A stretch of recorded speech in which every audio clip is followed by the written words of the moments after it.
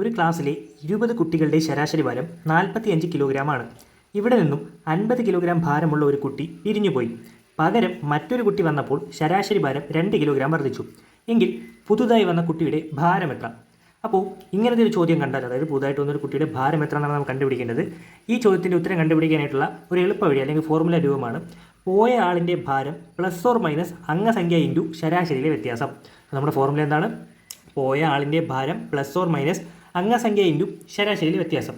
അപ്പോൾ ഇവിടുത്തെ plus or minus എന്താണെന്ന് വെച്ചാൽ, അതായത് ശരാശരി ഭാരം 2 കിലോഗ്രാം വർദ്ധിച്ചു എന്നല്ലേ ഇവിടെ കൊടുത്തിരിക്കുന്നത്. അപ്പോൾ ശരാശരി വർധനവാണെങ്കിൽ പ്ലസും, ശരാശരി കുറവാണെങ്കിൽ മൈനസും കൊടുക്കുക. അതായത് ശരാശരി വർദ്ധിക്കുകയാണെങ്കിൽ പ്ലസും, ശരാശരി കുറവാണെങ്കിൽ മൈനസും കൊടുക്കുക.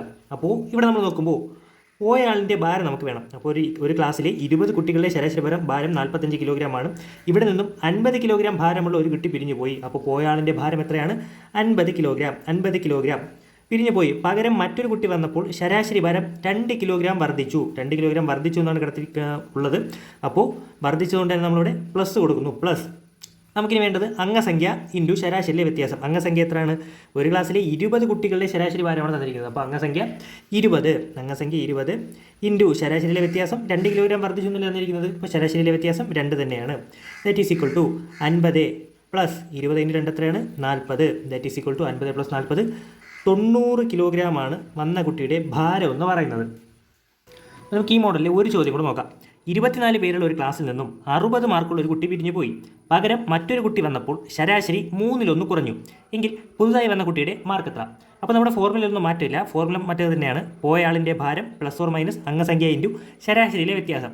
നമുക്കിവിടെ പോയ ആളിൻ്റെ ഭാരം നമ്മൾ ഉദ്ദേശിക്കുന്നത് പോയ ആളിൻ്റെ മാർക്കോ ഭാരമോ വെയിറ്റോ എന്തോ ആവാം. നമ്മൾ ഫോർമുല എഴുതുമ്പോൾ ഇങ്ങനെ എഴുതുന്നേ ഉള്ളൂ.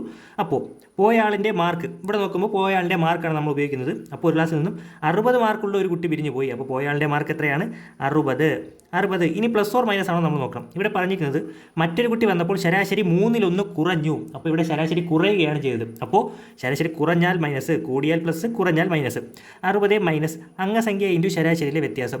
24 പേരുള്ള ഒരു ക്ലാസ്സിൽ നിന്നും അപ്പോൾ അംഗസംഖ്യ 24 ഇൻറ്റു ശരാശരിയിലെ വ്യത്യാസം 1/3. നമുക്ക് ചെയ്താൽ പോരെ.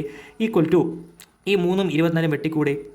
8 3 24, 8 ബാക്കി 60 മൈനസ് 8 ഈക്വൽ ടു 60. 8 കുറച്ചാൽ 52 ആ കുട്ടിയുടെ മാർക്ക്. 52 മാർക്കാണ് ആ കുട്ടിക്ക് ഉള്ള മാർക്ക് എന്ന് പറയുന്നത്. അപ്പോൾ ശരാശരി വർദ്ധിക്കുകയാണെങ്കിൽ പ്ലസും ശരാശരി കുറയുകയാണെങ്കിൽ മൈനസും ഇടുക.